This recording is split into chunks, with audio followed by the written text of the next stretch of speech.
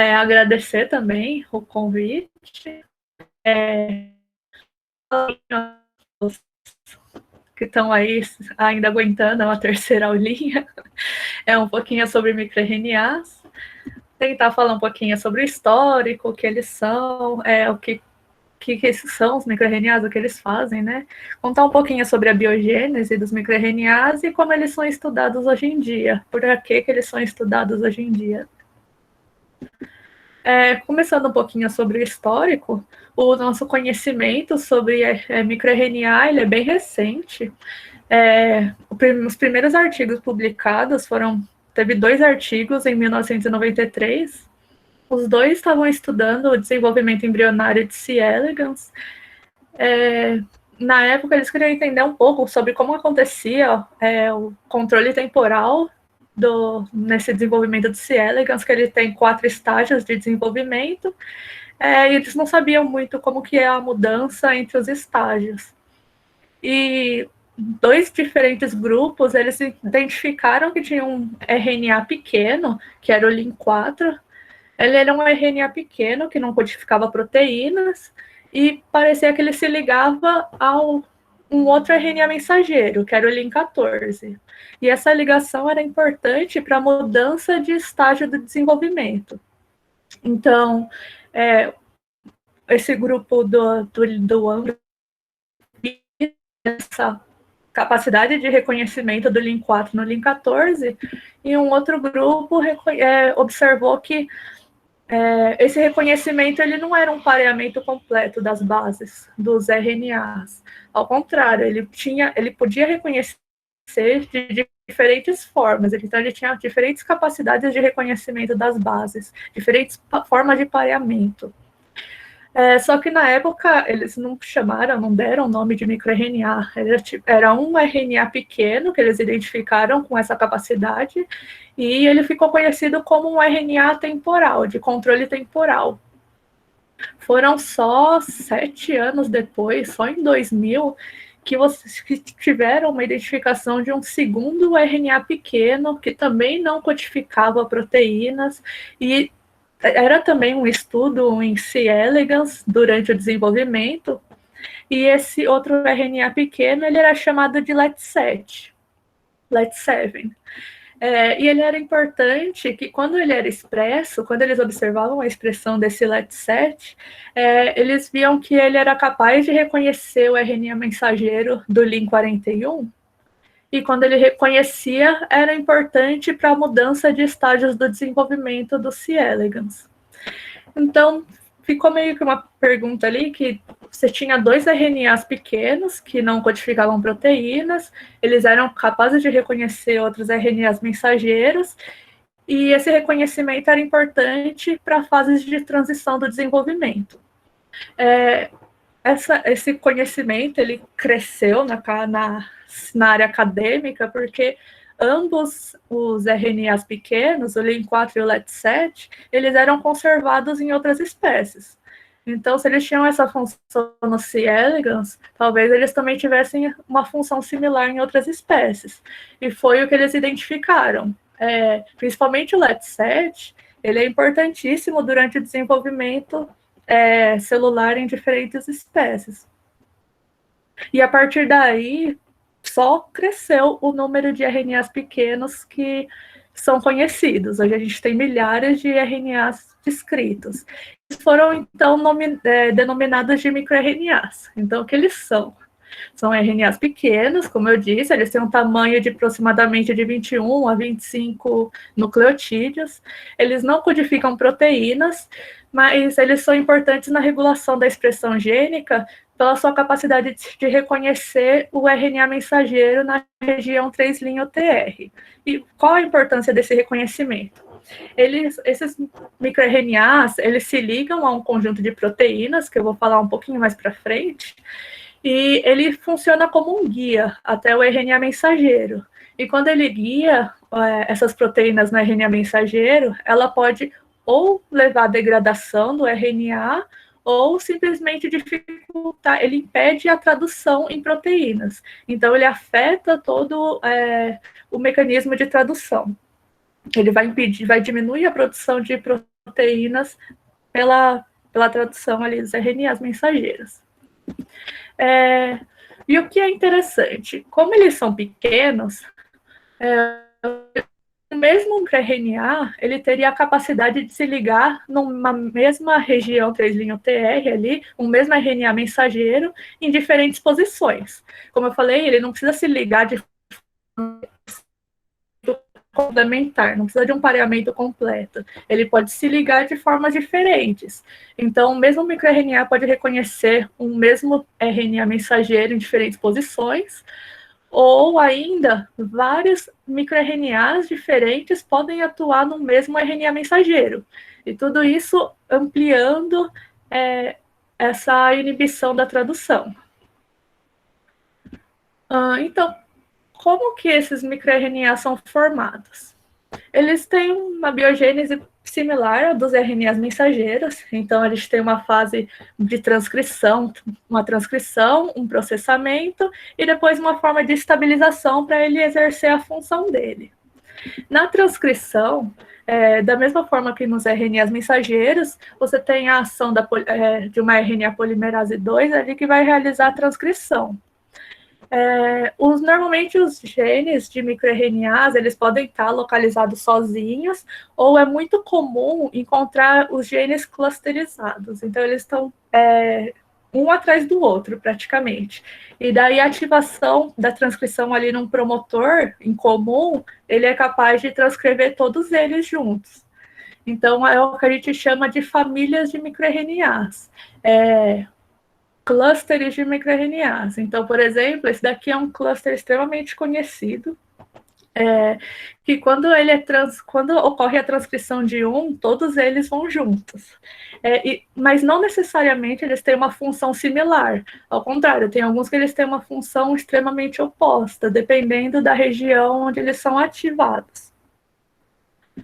Depois da transcrição, o microRNA ele forma um microRNA primário, então ele adquire esse formato de grampinho, e esse grampinho vai ter que ser processado até a produção de um RNA fita simples pequeno. Então esse processamento ele ocorre em duas partes, uma no núcleo, pela RNA polimerase hidroxa, e uma outra vez no citoplasma pela Dicer, que também é uma RNA polimerase 3.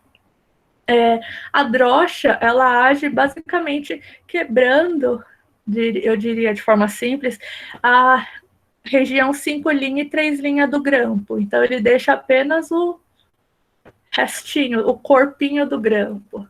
Ele tem a estrutura dele é capaz de se ligar nesse grampinho aqui, e ele basicamente se conecta aqui e cliva a região final. Então, esse microRNA clivado, ele vai ser transportado para o citoplasma e ele sofre um segundo processamento para ficar apenas um RNA de dupla fita. Esse RNA de dupla fita, então, ele vai se soltar, vai ficar uma fita simples, e você tem ali duas fitas simples de microRNA.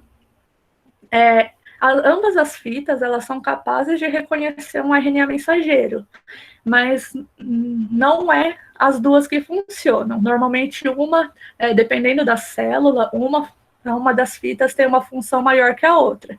Então, a fita que se torna ativa, ela vai se ligar a um conjunto de proteínas, e a outra fita normalmente é degradada. Essa dupla fita de RNA, o microRNA vai receber um nome de acordo com a fita que vai se tornar ativa. Então, se a fita derivada da região 5' do microRNA for ativada, ela vai receber esse 5Pzinho no nome final da fita. Se for a fita oposta, mais próxima da região 3', ela vai receber um nome de 3P no final. Isso depende muito do tipo celular onde ela está sendo ativada. Então, dependendo em uma célula, a fita 5P pode ser mais ativa que a 3P, e em a outra, o contrário. Não se sabe ao certo por que uma é mais ativa do que a outra. Ainda não tem muito bem isso esclarecido. Mas o fato de que quando uma vai exercer a sua função, a outra sofre degradação. A fita ativa, então, ela vai se ligar a um complexo de proteínas, que são proteínas argonautas, e elas formam juntas um complexo de silenciamento. Então, o microRNA, nesse complexo, ele vai funcionar como um guia. Então, ele vai levar essas proteínas argonautas até o RNA mensageiro. Daí, lá no RNA mensageiro, se o microRNA ele for capaz de se ligar de forma completa, normalmente você tem o que é chamado de... Você leva a degradação. Então, normalmente, a degradação do RNA mensageiro só ocorre quando esse complexo... quando o microRNA é capaz de se ligar completamente ao RNA mensageiro. Quando você tem aqueles pareamentos incompletos, você tem ele segue mais de inibição da tradução.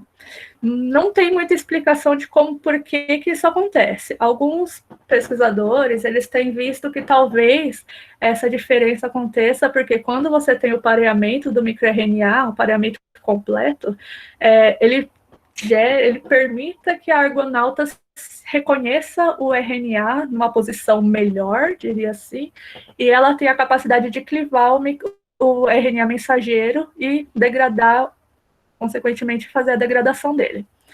E quando ela faz esse reconhecimento incompleto, a proteína argonauta ela não tem essa capacidade de clivar ele totalmente. Então, ela pode acabar clivando a cauda poliar, então diminuir a cauda poliar e assim acabar inibindo a tradução. Ou ele pode causar uma clivagem incompleta e que depois vai encaminhar esse RNA mensageiro a uma degradação posterior.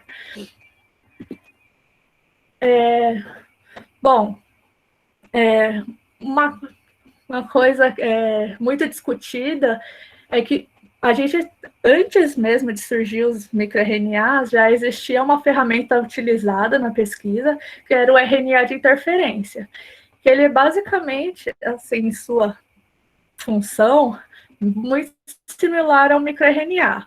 A diferença deles está no fato de que o RNA de interferência, ele vem de fora, digamos assim. O microRNA, então, ele é traduzido, ele é transcrito ali dentro da célula, vai sofrer seu processamento e vai realizar sua função. Enquanto o RNA de interferência, ele vem exterior à célula, então ele pode vir de um vírus. Hoje em dia é usado como uma ferramenta experimental que você transfecta um grampinho de RNA, que ele vai sofrer o mesmo processamento, um processamento similar ao que é observado nos RNAs, nos microRNAs. Então, ele vai sofrer um processamento ali pelas enzimas polimerases 3, a drocha e a dicer, e ela vai atuar, vai se ligar a um complexo de proteínas argonautas também, e ela vai funcionar de forma similar ao microRNA. Existe, assim, uma discussão de que basicamente, eles têm uma mesma função, eles são derivados de locais diferentes. Como eu falei, o microRNA ele é transcrito ali da célula e o RNA de interferência ele vem de fora. Mas tem muita gente que fala que ele é a mesma coisa, eles só foram descobertos em momentos diferentes. Então, a ferramenta do RNA de interferência, ela veio antes da descoberta do microRNA. Mas como que a gente estuda os microRNAs? Bom, tem uma base de dados que é basicamente a base utilizada assim, para você obter as informações conhecidas sobre os microRNAs atuais. Então, essa base de dados ela é chamada de Mirbase. Ela vai te dar as informações, ela tem informação de basicamente mais de 270 espécies, então microRNA já descritos de mais de 270 espécies. Ali, nessa base, você tem uma área de busca, você pode colocar, se você tiver um microRNA que te interesse, que você queira saber um pouco mais sobre ele, você pode colocar nessa barra de busca e ele vai te gerar as informações conhecidas atuais. Então, conhecidas básicas, na verdade. Então, basicamente, eu coloquei como um exemplo uma busca pelo LET7. Esse MMU ele é referente à espécie que você está pesquisando. No caso, MMU é o mus musculus, o camundongo que a gente utiliza. Basicamente o nome, se você pegar o nome da espécie, é a primeira letra do gênero, mus, musculus. Se for Homo sapiens, é o HSA. Então, você tem já, é bem simples a identificação. Então, ele vai te apresentar, desculpa, o ID do microRNA. Se você clicar nesse Steam Loop, ele vai te apresentar o precursor do microRNA, então a estrutura daquele grampinho de RNA, de microRNA, o precursor. Ele te dá a sequência madura. Você pode pôr, no caso, eu escolhi o 5P, mas então esse aqui é a estrutura da fita, no sentido 5P, ali o 5P, mas você também pode procurar o 3P. E ele vai te dar, ele tem algumas informações de quantos experimentos se esse microRNA é confiável, se ele já foi identificado em muitos artigos, muitos papers, quantos experimentos já citaram esse microRNA ou utilizam ele. E da mesma forma ele aponta algumas ferramentas que você pode utilizar para encontrar alvos para esse microRNA. Então, se você está interessado em o que esse microRNA regula, onde que ele atua, então você pode estudar, você pode procurar por possíveis alvos dele aqui. Então, mas se eu não tenho um microRNA que eu queira saber a estrutura, não sei aonde pesquisar, o que pesquisar, o que eu posso fazer? Um dos métodos se você tiver, por exemplo, um tecido que você tem interesse em descobrir algum microRNA que esteja sofrendo alteração ali em algum processo, você quer comparar um tecido saudável com um câncer.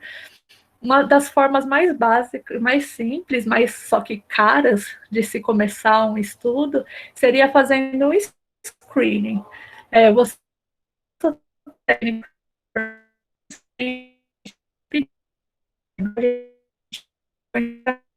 Tá cortando seu áudio, Tabata.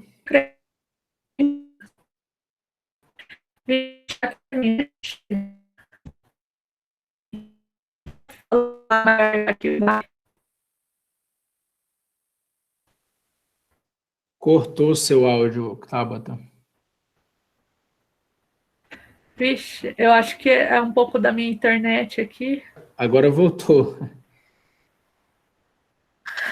Eu acho que é a internet, desculpa, porque aqui é de lua, a internet funciona, cai. Se cortar, cortou desde onde?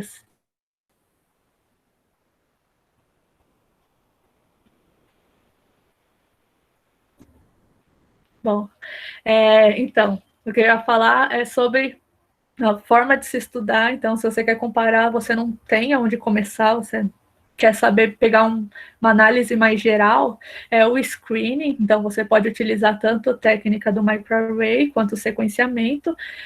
O microarray, você já precisa ter uma ideia dos microRNAs que você quer estudar, que você quer saber se eles estão presentes ou não. No sequenciamento, ele vai basicamente sequenciar tudo que você pode ver, todos os RNAs pequenos que tem ali, e você teria que procurar alguma coisa que esteja diferente, algo que te interesse. Ambos geram uma quantidade de dados gigantesca. que você vai ter que fazer uma análise posterior em sílico para tentar refinar e encontrar algo que te interesse. Da mesma forma, se você tiver já algum conhecimento sobre o seu tecido, a sua célula em estudo, você pode começar direto uma análise em sílico. Então, por exemplo, se você já tem conhecimento prévio sobre alguma via de sinalização que é tecido ou na sua célula, você pode simplesmente utilizar ferramentas disponíveis atualmente. Existem várias ferramentas online que você vai lá e pesquisa em cima dos seus genes de interesse algum microRNA que possa estar regulando eles. Dentro dessas ferramentas, algumas bem utilizadas são o TargetScan, o MIRDB e o Diana Tools. Eles são ferramentas online, gratuitas. Os três permitem que você busque, através de microRNAs, algum gene que eles possam estar regulando. Então, eles são ferramentas de predição de alvos. Ou você pode pesquisar, a partir de um gene-alvo, quais microRNAs estão regulando ele. Eu dei um exemplo aqui do que eu fiz durante o meu projeto de mestrado. Quando eu desenvolvi o mestrado, eu trabalhava com desenvolvimento de cerebelo, e uma das principais vias de sinalização na proliferação dos precursores cerebelares é a via do Sonic Hedgehog. E um dos fatores de transcrição da via, ativados na via, é o GLI2. Então, eu peguei o GLI2 e eu queria identificar possíveis microRNAs que regulassem esse RNA. Então, eu trabalhava com camundongos, então eu entrei no TargetScan específico para camundongos. O TargetScan, ele está desenvolvido para as principais espécies estudadas. Então, você tem para os seres humanos, para o C. elegans, a drosófila e o zebrafish, além do camundongo. Então, eu coloquei ele na área de pesquisa, ali o meu gene de interesse, e ele me gera, ele vai, pelo algoritmo dele, ele vai me gerar, vai me apontar quais os microRNAs possíveis que reconhecem esse gene. Então, ele é um preditor mesmo. No caso do TargetScan, ele prediz através de possíveis formas de reconhecimento do microRNA. Então, ele vai me gerar uma lista. Como existe diferentes formas de reconhecimento, muitas vezes a lista é gigante. Nesse caso, eu só tive 7 microRNAs, mas pode vir de 2 a milhares.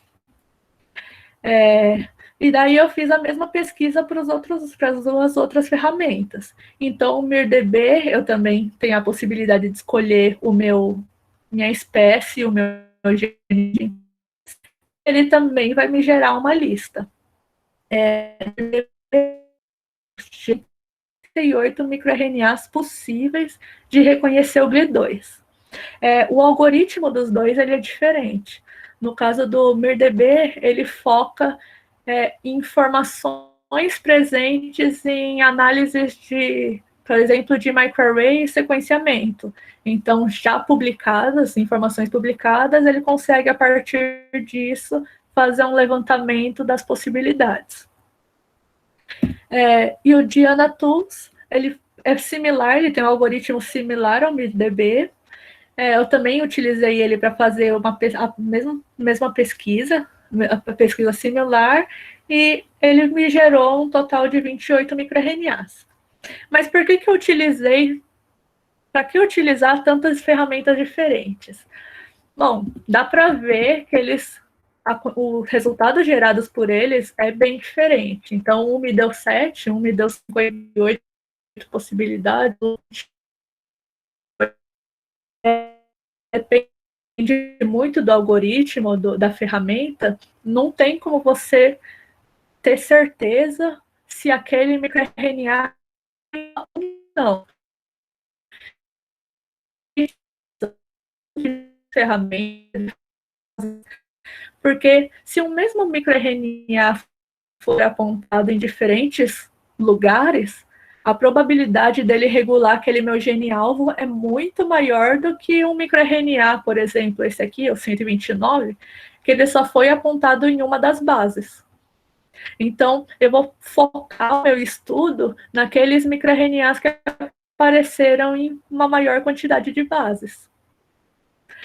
E a partir daí, eu preciso validar. Então, eu fui lá, peguei pelo meu GLI2, selecionei uma família de microRNAs e eu tenho que validar para ver se ele realmente reconhece o que regula ele ou não.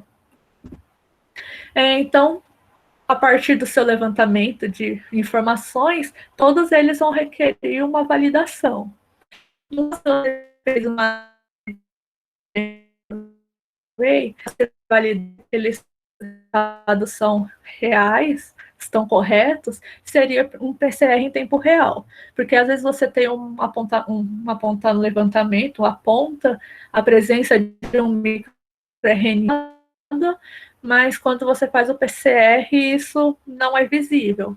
Então, é uma forma de você identificar alguns falsos positivos ou realmente validar a presença, a alteração em algum microRNA específico. Agora, se você fez uma análise, fiz um levantamento em sílico, eu selecionei lá o meu microRNA e eu quero saber se ele regula esse meu gene-alvo. Existem duas formas complementares, ideais de se fazer essa validação. Uma simples é o Western blotting, que foi explicado numa aula anterior pela Gabriele. Ele não vai te dar uma validação, basicamente uma análise qualitativa do meu microRNA. Na minha célula, numa célula, que expresse ali o meu gene-alvo. A ideia é, se o meu microRNA regula aquele RNA mensageiro, você vai ter uma menor produção de proteínas. Então, você conseguiria enxergar isso no Western blotting. Mas você não tem uma certeza. Você não pode dizer que é realmente o seu microRNA que está atuando ali ou qualquer outro fator.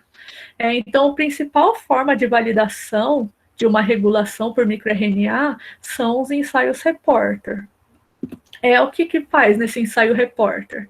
A gente utiliza, então, a gente faz uma clonagem da região 3' TR do seu gene de interesse num vetor numa região abaixo de um vetor que contenha um gene que emite uma fluorescência. Então, quando esse gene é transcrito, a hora que ele é traduzido, ele vai ter uma proteína luminescente ou fluorescente. Isso, então, a ideia é que se a sua região 3' TR for traduzida junta, ela vai emitir uma fluorescência. Então, por exemplo, eu clonei lá a região 3' TR do meu gene de interesse, ele vai ser transcrito, você transfecta isso numa célula, ele vai sofrer uma transcrição. Se o seu microRNA, a gente faz uma dupla transfecção, né? É uma transfecção do seu vetor com a região 3' TR, junto com um microRNA validar. Se o microRNA não reconhece o RNA mensageiro, você vai ter uma produção, uma luminescência normal, vinda lá da tradução do seu gene luminescente. Agora, se você teve a transcrição e o seu microRNA reconheceu a região 3' TR, você vai impedir a tradução. Se ele impede a tradução, a quantidade de luminescência vai ser menor. Então, essa é uma forma muito utilizada para você realmente validar se o seu microRNA está regulando ou não. Mas você também pode falar, às vezes você ainda não tem certeza se é realmente o seu microRNA que está regulando ali ou não. Então, como fazer, mais ou menos, que eu posso dizer, uma da validação? Uma forma você fez você clonou a sua região 3'TR e daí você causa uma mutação nela. Se você causar uma mutação na região 3'TR, a hora que você transcrever, o microRNA não vai reconhecer de novo. Se ele não reconhece de novo, você volta para a primeira opção. Então, ele vai ser traduzido e vai gerar uma luminescência. Então, ele confirma, ele é uma forma de afirmar que o seu microRNA reconhece ou não aquela região. Mas alguns pontos mais importantes para se levantar é que, apesar de você validar, se você chegar a validar que o microRNA regula um seu gene de interesse lá, não quer dizer que ele vai realizar esse mesmo papel em todas as células. Então, às vezes, ele atua, você está estudando o sistema nervoso ali, está estudando o neurônio, você vê que o microRNA regula o gene X. Mas, se você estudar uma célula do músculo cardíaco, pode ser que isso não aconteça. Então, dependendo do tipo celular que você está estudando, você vai ter que reavaliar, revalidar essa regulação. Da mesma forma, o microRNA ele reconhece o RNA mensageiro, mas não quer dizer que ele inibe 100% da tradução. Ele diminui essa tradução, ele dificulta a tradução ou leva a uma degradação. Então, você não tem uma resposta tudo ou nada. Então, a diminuição pode ser alta, pode ser baixa, isso depende muito da quantidade de microRNAs atuando ali. Então, normalmente a gente considera como uma validação da regulação em torno de uma diminuição de 20% dos níveis proteicos. Então, se você voltar aqui, você tiver uma diminuição de 20% na fluorescência, a gente já considera que esse microRNA realmente está regulando aquele gene-alvo. Bom, e é isso. Obrigada. Desculpa o nervosismo. Isso. Obrigada, Tabata. Eu que agradeço. Vou ver perguntas aqui. Alguém tem alguma dúvida, alguma pergunta? Valéria, não sei se você viu que eu respondi a sua pergunta aí no site, no chat.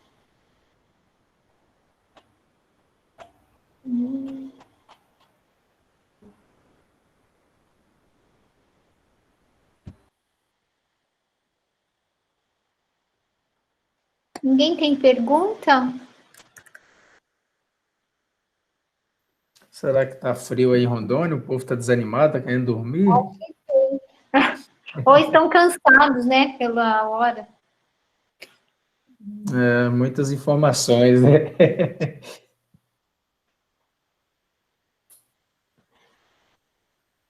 Ok, então, pessoal. Então, nos vemos de novo na terça-feira.